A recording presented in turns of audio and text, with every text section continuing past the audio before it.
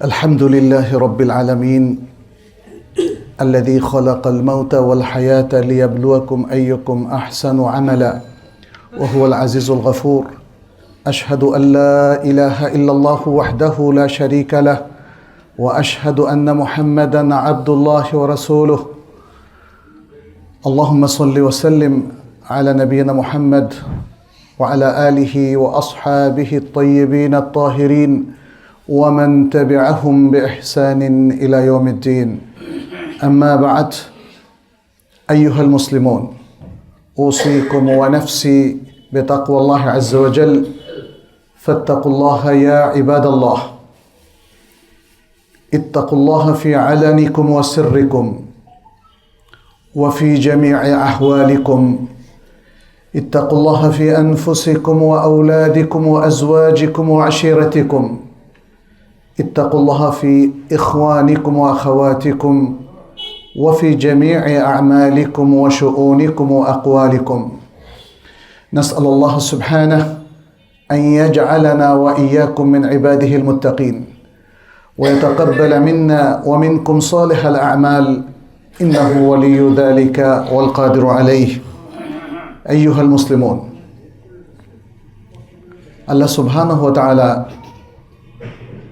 আমাদের সকলকে, মুসলিম উম্মাহকে উন্নয়নের বেশ কিছু উপকরণ দিয়েছেন, যাতে শুধু একজন ব্যক্তি নয়, পুরো জনগোষ্ঠী, একটা সমাজ, একটা দেশ, বরং পুরো বিশ্ব উপকৃত হয়।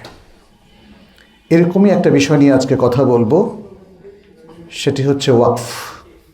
ওয়াকফ ইসলামের অত্যন্ত পাওয়ারফুল, গুরুত্বপূর্ণ একটা উপকরণ, যেটা দিয়ে মানব সেবা থেকে আরম্ভ করে মানব উন্নয়ন, সমাজ উন্নয়ন, শিক্ষা উন্নয়ন সব কিছু করা সম্ভব, এবং তার একটা গৌরবোজ্জ্বল ইতিহাসও আমাদের আছে। আজকে আমরা ওয়াকফের সবগুলো ইস্যু নিয়ে কথা বলবো না, আমরা শুধু শিক্ষা বিস্তারে ওয়াকফের কী ভূমিকা ছিল, এখনও হতে পারে, আমরা সেটা নিয়ে আলোচনা করব ইনশাআল্লাহ। ওয়াকফের যে মৌলিক নলেজ, সেটা আমরা কোরআন সুন্নাহ থেকেই পাই, নবী সাল্লাল্লাহু আলাইহি সাল্লাম থেকে এবং সাহাবায়ে কেরামের জীবনী থেকে। ওমর ইবনুল খাত্তাব রাদিয়াল্লাহু তাআলা আনহু, তিনি খয়বরের সম্পত্তি যে ওয়াকফ করেছিলেন সেগুলো থেকে। একটা মৌলিক দলিল হলো যেটি নবী সাল্লাল্লাহু আলাইহি সাল্লাম উল্লেখ করেছেন, ইমাম মুসলিম তার সহিহ গ্রন্থে উল্লেখ করেছেন, ইযা মাতাল ইনসানু ইনকাতাআ আনহু আমালুহু ইল্লা মিন থালাথ, ইল্লা মিন সাদাকাতিন জারিয়াহ আও ইলমিন ইউনতাফাউ বিহি আও ওয়ালাদিন সালিহ ইয়াদউ লাহ। বলেছেন, যখন মানুষ মারা যায় তখন তার সকল আমল বিচ্ছিন্ন হয়ে যায়, মুনকাতি হয়ে যায়, তার থেকে ডিটাচড হয়ে যায়, কারণ মৃত্যুর পরে আর কোনো আমলের সুযোগই তার নাই। ফলে কোনো আমল তাকে উপকৃত করতে পারে না। আপনার আমল আরেকজনকে উপকৃত করবে না, তবে তিনটা জায়গায় করতে পারে। নবী সাল্লাল্লাহু আলাইহি সাল্লাম ইল্লা দিয়ে সেই তিনটা জায়গায় তিনি ডিফাইন করে দিয়েছেন, স্পষ্ট করে উল্লেখ করেছেন। কি সেটা? সাদাকা জারিয়া। এই সাদাকা জারিয়াটাই মূলত আসলে ওয়াকফ। সাদাকা জারিয়া, যতদিন আপনার এই সাদাকাটা কার্যকর থাকবে ততদিন পর্যন্ত আপনার এই সাদাকা থেকে মানুষ সেবা পেতে থাকবে। এটাই হলো ওয়াকফ মূলত। আমরা যেমন অনেক সময় সাময়িক সাহায্য করে থাকি, এটা ওয়াকফ না। মানুষকে টাকা ধার দিই, এটা কিন্তু ওয়াকফ হলো না। আমার বাসায় কিছুদিন একজনকে থাকতে দিলাম, এটাও ওয়াকফ হলো না। ওয়াকফ হলো যদি আপনার জমি, অথবা যদি আপনার বাসা, অথবা যদি আপনার টাকা, আপনি একদম যতদিন এগুলো থাকে এই জমিনে, ততদিন পর্যন্ত এটা আল্লাহর রাস্তায় থাকবে। এটা হলো ওয়াকফ, এবং এটাই হলো সাদাকা জারিয়া।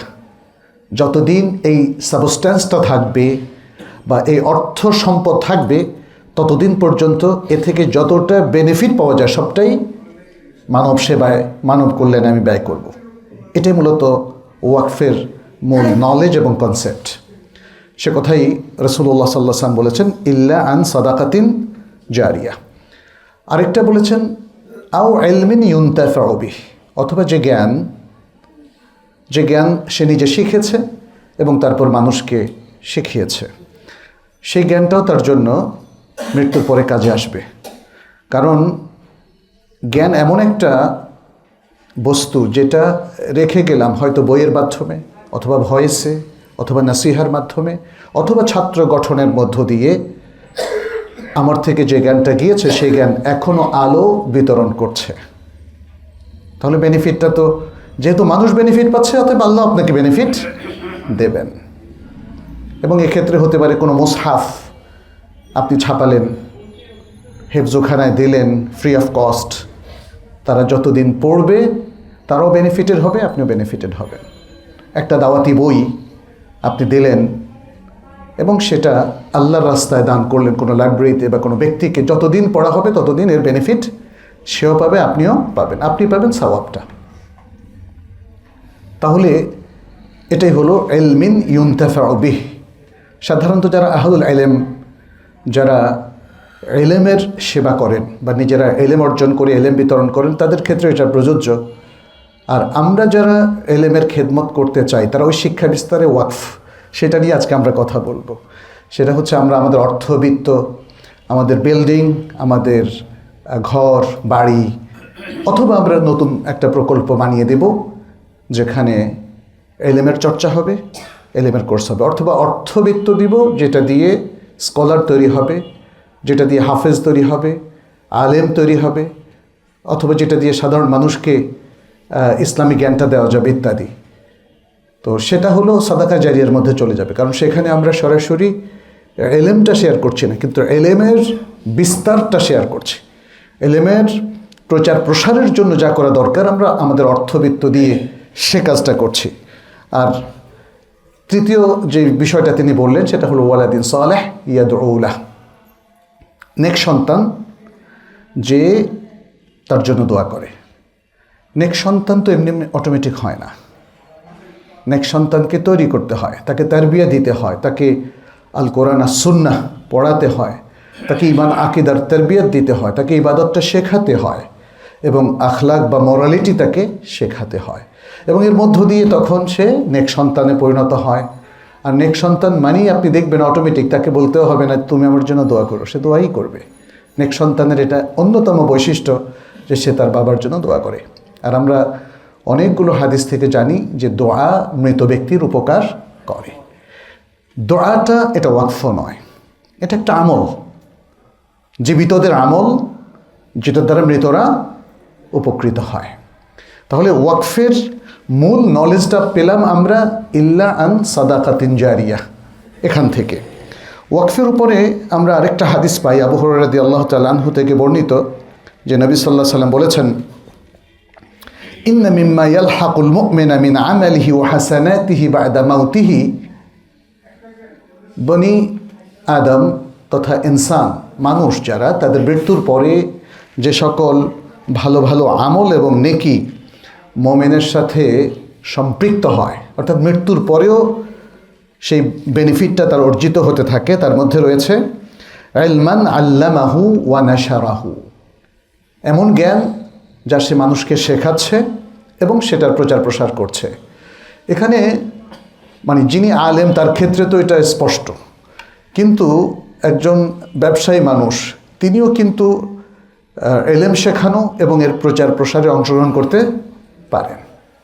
অতএব হাদিসের এই প্রথম অংশটা দুই ধরনের ব্যক্তিকেই অন্তর্ভুক্ত করছে। এক, যার কাছে টাকা আছে, টাকা নেই, ইলম আছে, তিনি ইলম দিচ্ছেন, তাকেও এটা সম্পৃক্ত করছে, কারণ তিনি নিজে ইলম শিখেছেন এবং এখন শেখাচ্ছেন, প্রচার করছেন।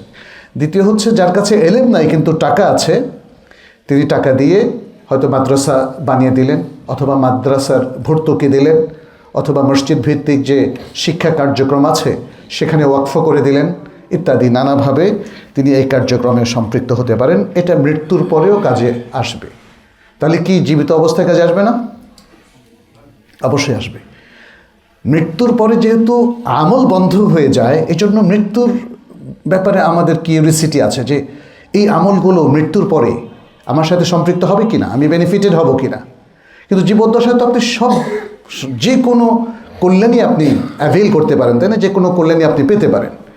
ফলে মৃত্যুর পরে যে কল্যাণগুলো সেটা জীবিত অবস্থায় আরও অধিক হারে প্রযোজ্য, তবে মৃত্যুর পরে সব কল্যাণ আমাদেরকে স্পর্শ করবে না, কিছু কল্যাণ, তার মধ্যে এটা হলো একটা। নবী সাল্লাল্লাহু আলাইহি ওয়াসাল্লাম বলছেন।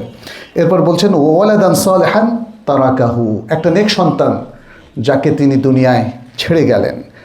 মুসহাফান ওয়াররাসাহু, একটা মুসহাফ, মুসহাফ আমরা যেটাকে কোরআন শরীফ বলি, আল কোরআন, কোরআনের যে ভলিউম এটাকে বলা হয় মুসহাফ। এই মুসহাফটা যদি সে রেখে যায় বা মানুষের মধ্যে বন্টন করে, আও মসজিদান বানাহু, অথবা মসজিদ যা সে নির্মাণ করেছে, আও বাইতান লিবনিস সাবিল বানাহু, অথবা মুসাফিরদের জন্য যে সরাইখানা বা মুসাফিরখানা সে বানিয়েছে, আও নাহরান আজরাহু, অথবা কোনো নাহার, কোনো ছোট নদী, পুকুর, অথবা পানির কিছু স্রোতস্বিনী, মানুষের পানির অভাব দূর করার জন্য যা সে জারি করেছে, যা সে তৈরি করেছে।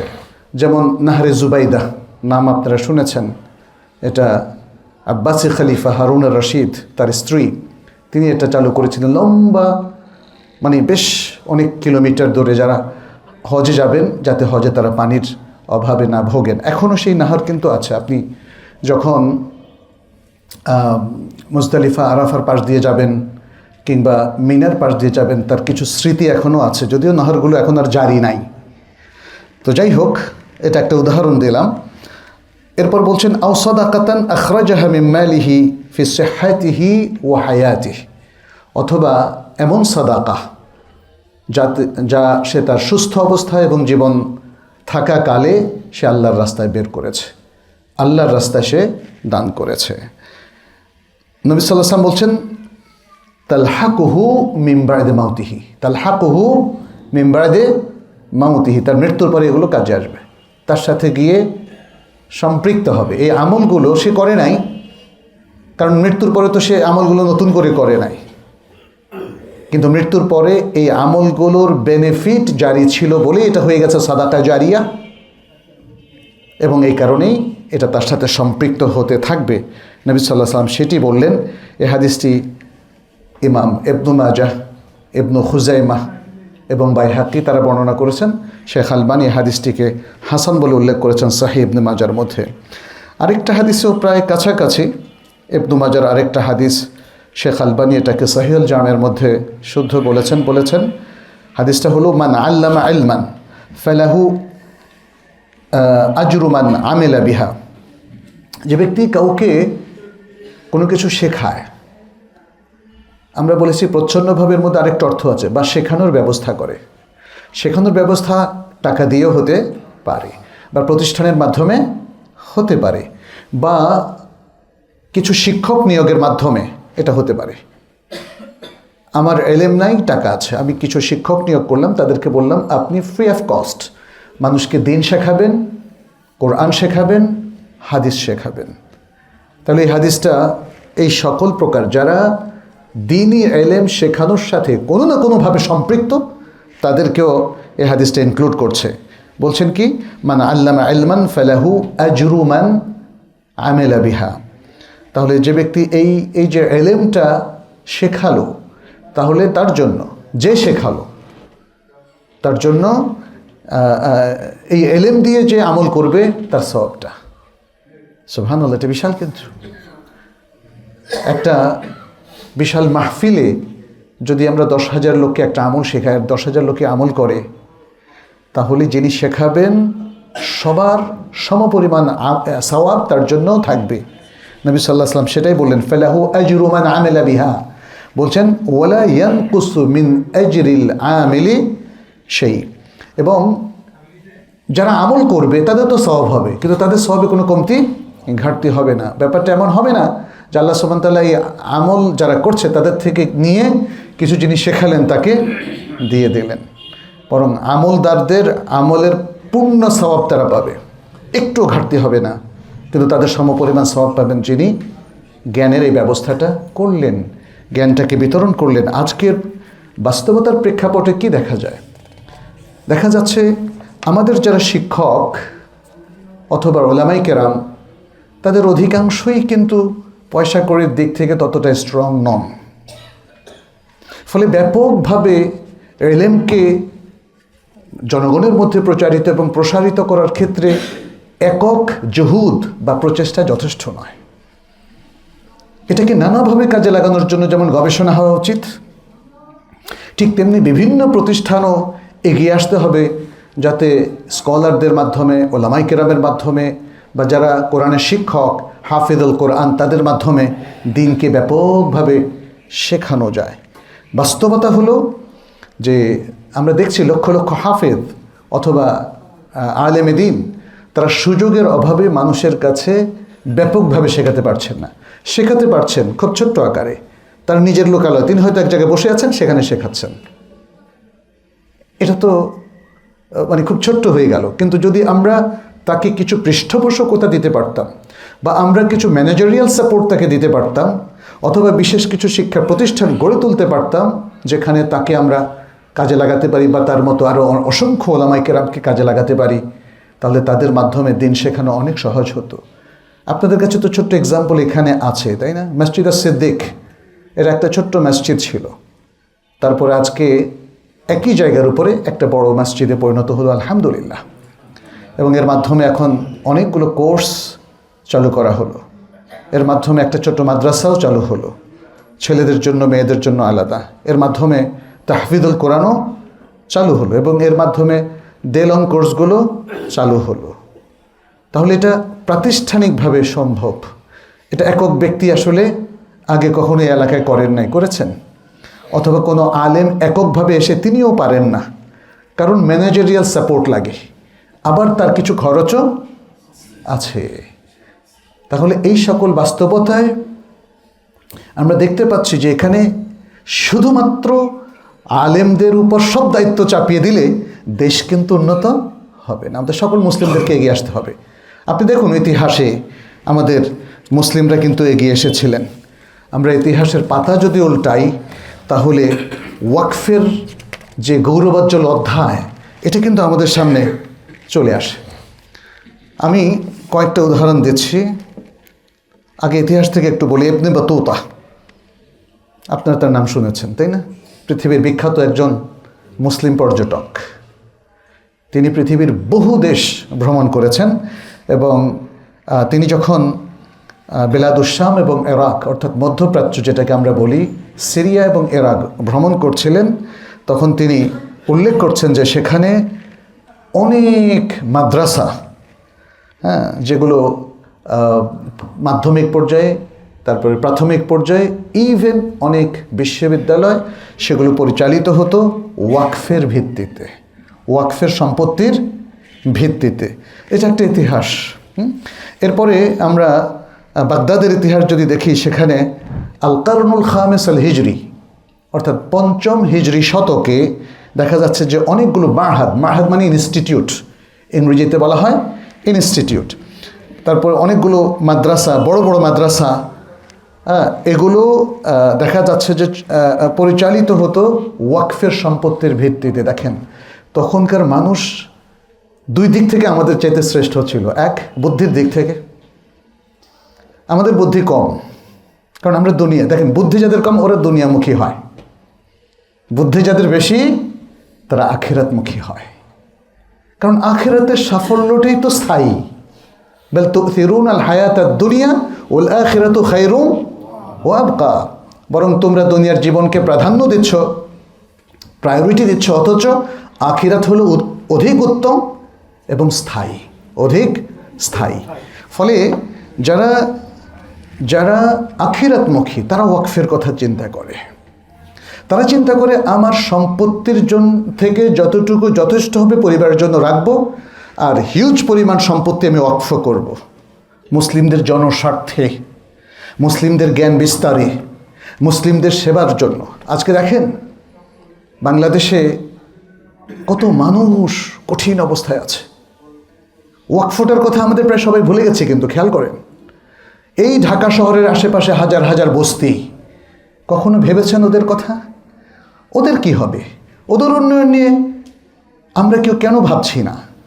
যারা রিক্সাওয়ালা, যারা ঠেলাগাড়ি চালায়, যারা দিনমজুর কুলি হিসাবে কাজ করে, ওদের জন্য কি কেউ কোনো কিছু অক্ষ রেখেছে? একটু খেয়াল করে দেখেন তো।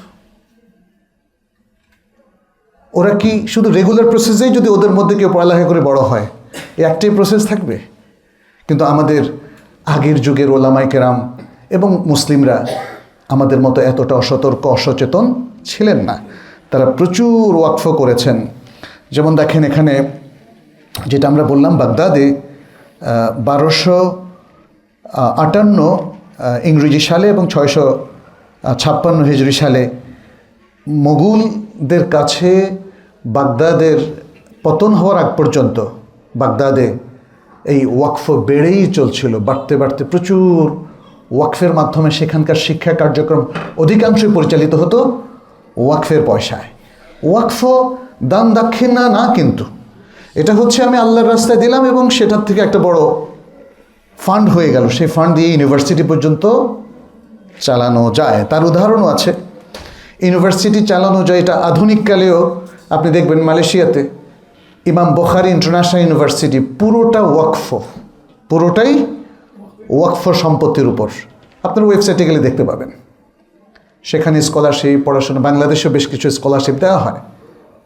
তাহলে একটা ইউনিভার্সিটি ওয়াকফ দিয়ে চলতে পারে, একটা মাদ্রাসা চলতে পারে, একটা ইসলামিক প্রতিষ্ঠান চলতে পারে, এবং একটা মসজিদেও ওয়াকফ ফান্ড তৈরি হতে পারে। সেটা নিয়ে আমরা একটু পরে কথা বলি।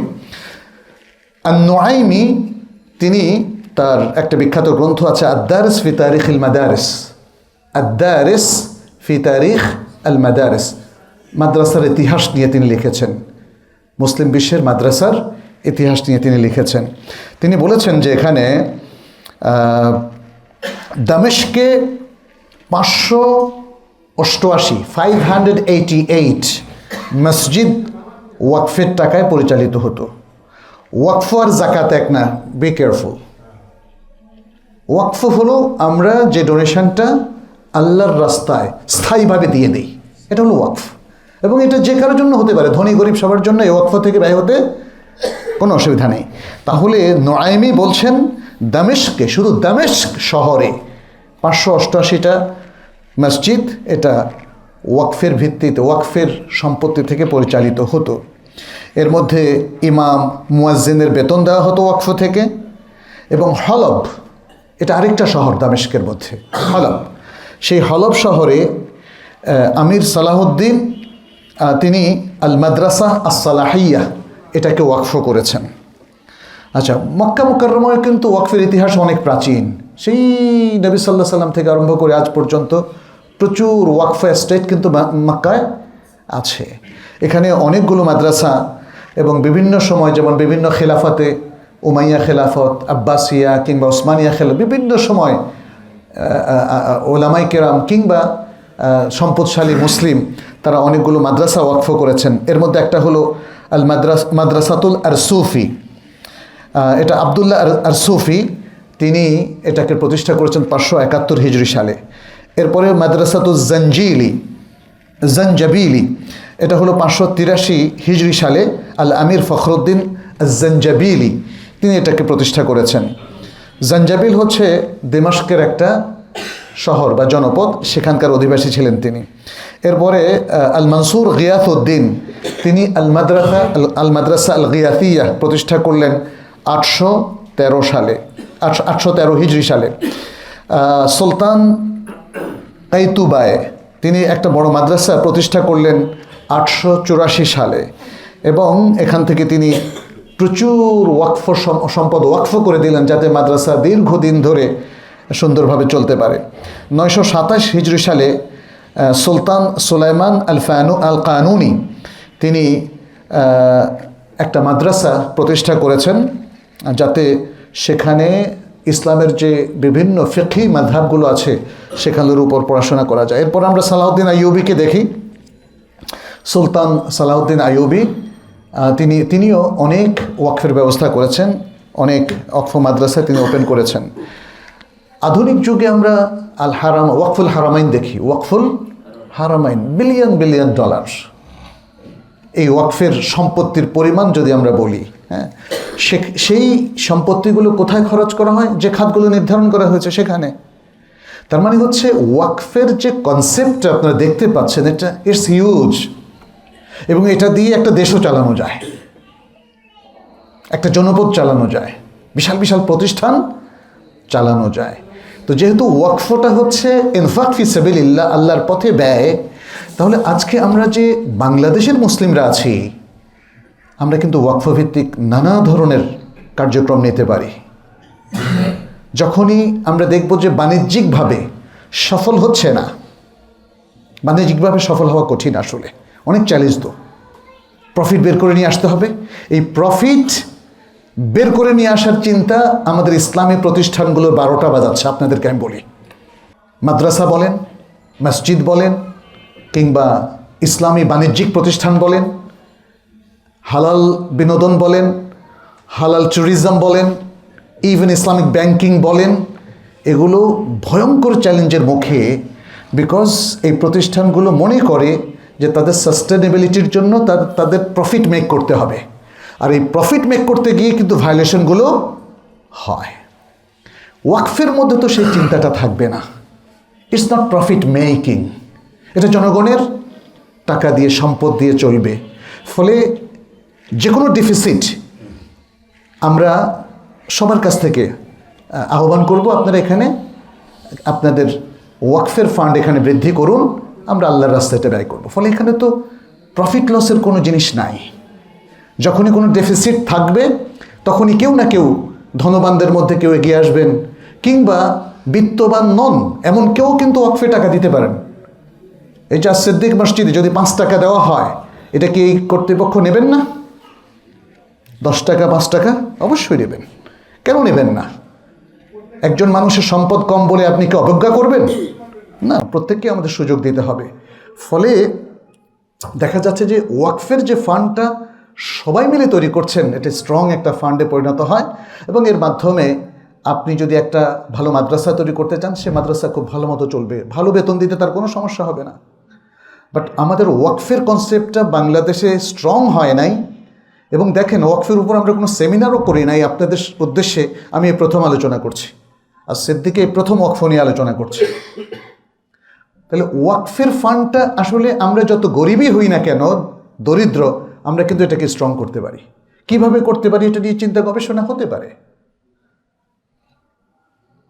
তাহলে ওয়াকফের মাধ্যমে আপনি কোয়ালিটি টিচার পাচ্ছেন, একটা ইসলামিক প্রতিষ্ঠানের কথা বলছি। মসজিদের মধ্যে কোয়ালিটি ইমাম পাচ্ছেন, কোয়ালিটি মুয়াজ্জিন পাচ্ছেন, খতিব পাচ্ছেন। এর মধ্য দিয়ে আপনার মান কিন্তু বাড়বে। ফলে ওয়াকফের মধ্য দিয়ে আমরা অনেক দূর আগাতে পারি। এখানে আমি সৌদি আরবে যেহেতু ছিলাম, সেখানেও দেখেছি ওয়াকফুল হারামাইন ছাড়াও প্রচুর ওয়াকফ ভিত্তিক প্রতিষ্ঠান সেখানে আছে। এরপরে আমরা যদি আমাদের এই ভারতীয় উপমহাদেশের ইতিহাস দেখি, তাহলে মুসলিম জনপদের 1/4 ওয়াকফ সম্পত্তিতে পরিণত হয়েছিল।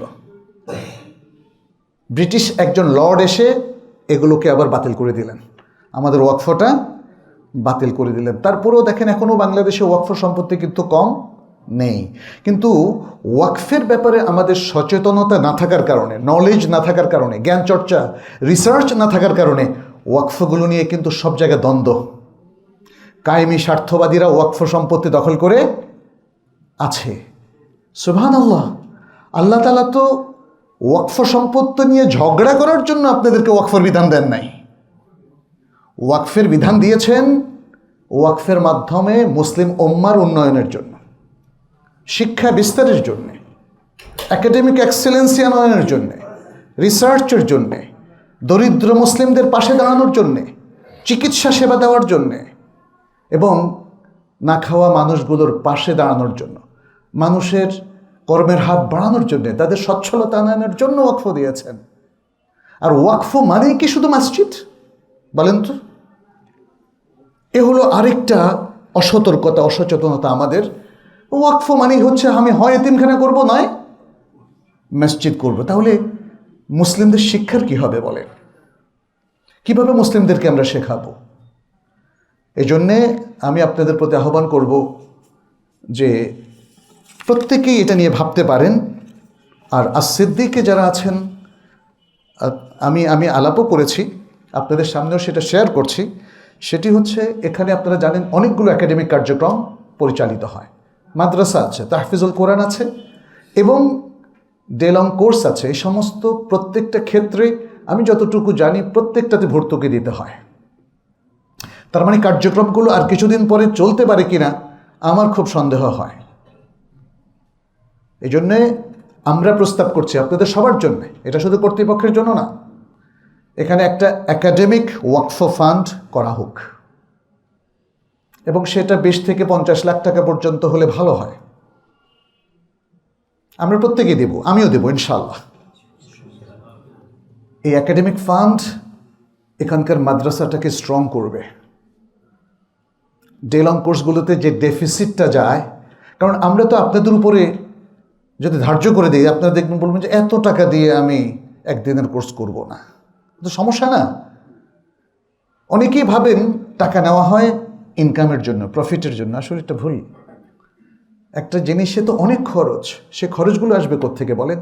ওয়াকফও নাই, আপনিও দেন না, ফিও নেওয়া হচ্ছে না, তাহলে কোত্থেকে আসবে? এটা কি জিবরাইল আলাইহিস সালাম নিয়ে আসবেন? সেরকম সিস্টেম তো নাই। আল্লাহ সেই সিস্টেমটা করলে ঠিকই আসতো।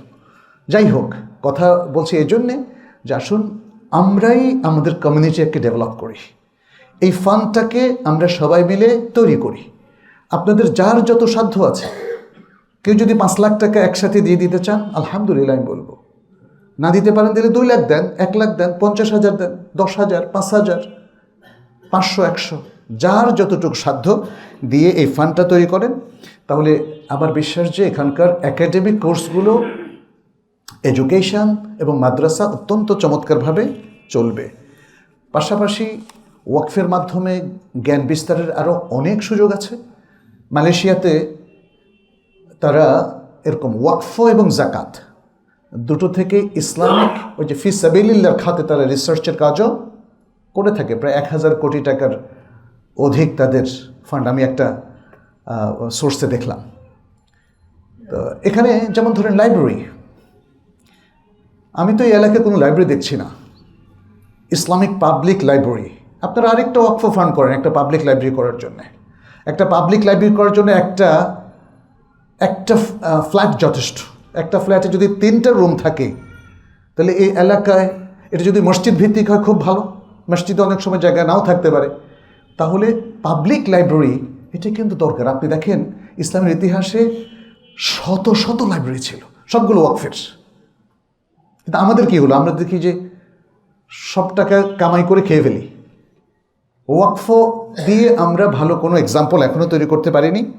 আমি আপনাদেরকে বলবো যে ওয়াকফের মাধ্যমে তাহলে লাইব্রেরি করা, ওয়াকফের মাধ্যমে অ্যাপসও হতে পারে, ইসলামিক অ্যাপস। এটা যদি কোনো ডিজিটাল কোম্পানি যেমন কাহাফ গার্ড আছে, এরকম কোনো কোম্পানি যদি তারা হাতে নেয়, তাহলে এই সুন্দর সুন্দর অ্যাপসগুলো যেগুলো আমাদের জ্ঞান বৃদ্ধিতে সহায়ক হতে পারে এবং আমাদেরকে আজকের যে ডিজিটাল চ্যালেঞ্জিং অশ্লীলতা আছে এগুলো থেকে রক্ষা করতে পারে। ওয়াকফের মাধ্যমে আমাদের আসলে শিক্ষার আরও অনেকগুলো কার্যক্রম হতে পারে। বিভিন্ন জায়গায় দাওরাত শারঈয়া, এটা আপনারা জানেন সৌদি আরবে হয়ে থাকে বিভিন্ন বড় বড় মসজিদে, রিয়াদের বড় বড় মসজিদে, মক্কায়, মদিনায় কিংবা আল কাসিম, এরকম বড় বড় শহরের মসজিদে কর্তৃপক্ষ এই যে দাওরাত শারঈয়া অর্থাৎ 1 সপ্তাহের শরিয়া কোর্স। আমাদের দেশের দেখেন সবচেয়ে বড় সমস্যা হচ্ছে শরিয়াই মানুষ বুঝতে পারে নাই। অনেকে শরিয়াকে খুব ভয় পায়, বলে যে আমরা শরিয়া টেরিয়া বুঝিও না, মানিও না। অনেক সময় তাদের অনেকের খেয়াল চিন্তা থাকে যে আমরা পাশ্চাত্যকে একটু স্যাটিসফাই করি, কথা বললে তারা খুশি হবে। ফলে কিন্তু আসলে শরিয়াকে যারা চিনতে পেরেছে তারা জানে একজন মুসলিমের প্রধান হলো শরিয়ার অনুশাসন মেনে চলা সর্বক্ষেত্রে, ঈমান আকীদা থেকে আরম্ভ করে সর্বক্ষেত্রে। তাহলে ওয়াকফের মাধ্যমে শিক্ষা বিস্তারের হিউজ সুযোগ আছে। আমরা ওয়াকফের এই টাকাটা দিয়ে সারা বাংলাদেশে রোডে লিখে দিতে পারি সুবহানাল্লাহ বলুন, আল্লাহু আকবার জিকির করতে থাকুন, লা ইলাহা ইল্লাল্লাহ প্রত্যেক 5 কিলোমিটার পরে যদি আমরা বলে দেই, শিক্ষা বিস্তার হবে না? দেখেন আপনি বাসে আছেন, কি একটা ধান্দায় আছেন আল্লাহই ভালো জানে, যখনই দেখবেন উযকুরিল্লাহ, আল্লাহকে স্মরণ করুন, আপনার ভেতরে নাড়া দিবে, আরে আমি তো আল্লাহকে স্মরণ করছি না, তাই না? আপনি দেখেন এই বাংলাদেশের রোডে আমি আজ পর্যন্ত কোথাও দেখিনি আল্লাহর কথা স্মরণ করার জন্য কেউ বলেছেন। আমি আশা করব আপনাদের মধ্যে কেউ না কেউ উদ্যোক্তা হয়ে আসবেন, এই কাজগুলো করুন, নাহলে মানুষের সচেতনতা বাড়বে না। আর এই কাজের মধ্যে ওয়াকফ সম্পদ আপনারা ব্যবহার করুন, জাকাত লাগবে না, জাকাতের জায়গা জাকাত খরচ করুন, কিন্তু আমাদের আল্লাহর রাস্তায় সবাই মিলে যেন টাকা দিই, এমনকি রিক্সাওয়ালাও যেন টাকা দেয়, তাদেরকে উদ্বুদ্ধ করুন। এর মধ্য দিয়ে ওয়াকফ ফান্ডটা খুব স্ট্রং হতে পারে। আমি দোয়া করি আল্লাহ যেন আমাদেরকে বোঝার তৌফিক দান করেন এবং এটাকে আমলে রূপান্তরিত করার তৌফিক দান করেন। আকুলু কাউলি হাদা ওয়া আস্তাগফিরুল্লাহ লি ওয়া লাকুম ওয়া লিসাইরিল মুসলিমিন ফাস্তাগফিরুহু ইন্নাহু হুয়াল গাফুরুর রহিম। আলহামদুলিল্লাহি রাব্বিল আলামিন ওয়াল আকিবাতু লিল মুত্তাকিন ওয়াস সালাতু ওয়াস সালামু আলা নাবিয়িনা মুহাম্মাদ ওয়া আলা আলিহি ওয়া আসহাবিহি আজমাইন, আম্মা বা'দ। ইবাদাল্লাহ ইত্তাকুল্লাহ واتبعوا سنة نبيكم وكونوا عباد الله المؤمنين المخلصين الصالحين. نسأل الله سبحانه أن يوفقنا وإياكم لما يحبه ويرضى ويجعلنا وإياكم من عباده المقربين المتقين. اللهم تقبل منا إنك أنت السميع العليم وتب علينا إنك أنت التواب الرحيم. عباد الله, আমরা আল্লাহ সুবহানাহু ওয়া তাআলার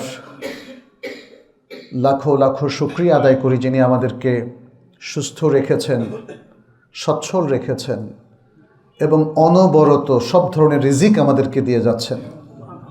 আমি আল্লাহর কাছে তৌফিক কামনা করছি তিনি যেন এই রিজিক থেকে তার রাস্তায় ব্যয় করার মনোবৃত্তি আমাদেরকে দান করেন। আমরা যেন আমাদের সম্পত্তির বৃহৎ অংশ আল্লাহর রাস্তায় ব্যয় করি। আল্লাহুম্মা তাকাব্বাল মিন্না ইন্নাকা আনতাস সামিউল আলিম। মনোবৃত্তি খুব জরুরি একটা বিষয়, মাথায় রাখা যে সম্পত্তিও তো আমার না, তাই না? বনি আদম বলছে আমার সম্পত্তি, আমার সম্পত্তি। আসলে সম্পত্তি কার? আল্লাহর সম্পত্তি।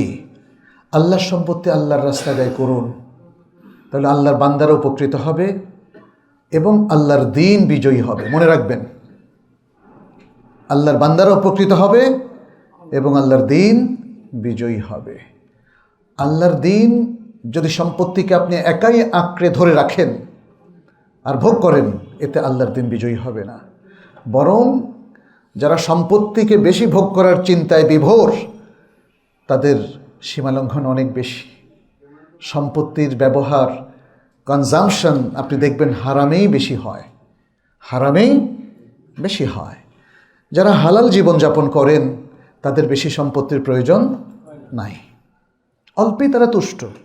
আপনি ইভেন মেডিকেল সায়েন্সও কি বলে দেখেন, আপনি খাবেন কম, অল্প খেলেই চলবে, ফুডটা যদি হেলদি হয়। কিন্তু আমরা তো হেলদি ফুড খাই না, আমরা যে ফুড খাই সেটা অধিকাংশ হলো এখন ফাস্ট ফুড। কিন্তু আমাদের সেকেন্ড থার্ড ফুড খাইলে ভালো হয়, কি বলেন, তাই না? ফাস্ট ফুড দরকার নেই আমাদের। হ্যাঁ, এই ফাস্ট ফুড নাম দিয়ে আমাদেরকে ধোঁকা দেওয়া হচ্ছে, নানা রকম রোগ ব্যাধি তৈরি হচ্ছে এবং এমন ফুড খাচ্ছি যেটা দামে অনেক বেশি, অথচ শরীর বলে তুমি কিছুই খাও নাই। শরীর যা চায় সেটা এই হেলদি ফুড, কিন্তু এই ফাস্ট ফুড না। আমরা দেখেছি যে বদর যুদ্ধ, উহুদ যুদ্ধে আমাদের সাহাবায়ে কেরাম রিদওয়ানুল্লাহি আলাইহিম আজমাইন খেজুর খেয়ে যুদ্ধ করেছেন, কারণ খেজুর হেলদি ফুড। দুধ, গোশ, প্রোটিন, বাস এগুলো হেলদি ফুড। পরিমিত খাবেন, তাহলে পরিমিত টাকা লাগবে, কম টাকায় চলবে। বেশি টাকা আমাদেরকে আসলে সীমালঙ্ঘনে উদ্বুদ্ধ করে। এই জন্য যাদের বেশি টাকা আছেন, আপনি আল্লাহকে ভালোবাসেন, আল্লাহ রাসূলকে ভালোবাসেন, তারা বিগ পোর্শনটা আল্লাহ রাস্তায় দিয়ে দেন, আল্লাহ রাস্তায় দিয়ে দেন। এবং শুধু মসজিদ আর এতিমখানা নয়, শিক্ষা প্রতিষ্ঠান ভিত্তিক চিন্তা করুন। আমাদের গবেষণার প্রতিষ্ঠান দরকার। আমাদের এখানে দেখেন, বাংলাদেশে 20 কোটি মানুষ, অধিকাংশই হলো মুসলিম। কেন সকলে মিলে কি আমরা ওয়াকফ ভিত্তিক একটা ইসলামিক ইউনিভার্সিটি করতে পারতাম না? নেই কেন? জবাব দেন, কেন নেই? উদ্যোগ নাই। তো উদ্যোগ নাই কেন? এই জাতির মধ্যে উদ্যোগটা হচ্ছে না কেন? তাই না? আমার মনে হয় এগুলো একটু ভাবতে হবে আমাদের দেশে ওয়াকফের টাকা দিয়ে আমরা কি অ্যারাবিক টাওয়ার করতে পারতাম না এই ঢাকা শহরে? 5 কাঠার উপরে 6 তলা 7 তলা একটা বিল্ডিং, যেখানে আরবি শেখা হতো দিন রাত, আর আরবদের আনাগোনা থাকতো, আরব দেশ থেকে শিক্ষকরা আসতো।